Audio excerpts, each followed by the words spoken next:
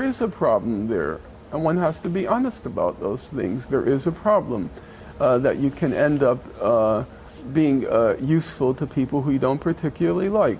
Everybody has those sorts of problems when they're trying to deal with controversial subjects that you don't want to give fodder to your enemy. And then you have to make, decisions. You have to think through what you're saying, and you have to carry on responsibly. Do you ever hold back? Excuse me? Do you ever hold back? Do you ever self-censor?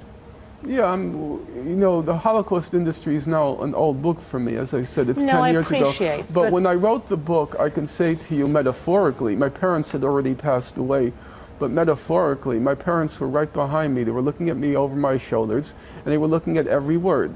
Okay, but I ask you, so you make the point that's 10 years ago, and I appreciate that, but it's only recently you said of Israel, it's a crazy country, it's like a junkie. Every few years they go to war, they need their fix, they're lunatics. American Jews don't want to defend that. Yeah, Israel is carrying on in a lunatic fashion.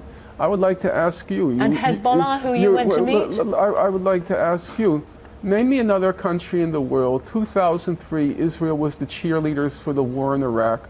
2006, it went into war in Lebanon. 2008, 2009, it attacked Gaza. Now it talks about attacking Iran. If you read the Israeli papers every day, they talk about, should we attack Gaza? Should we attack Lebanon? Should we attack Syria? Name me another country in the world that falls into that category. Well, that's a lunatic state. Israel would point to a number of its neighbors and say exactly the same thing. No, you show me how many countries. How many countries has Iran planned to attack? No, let's ask a simple question.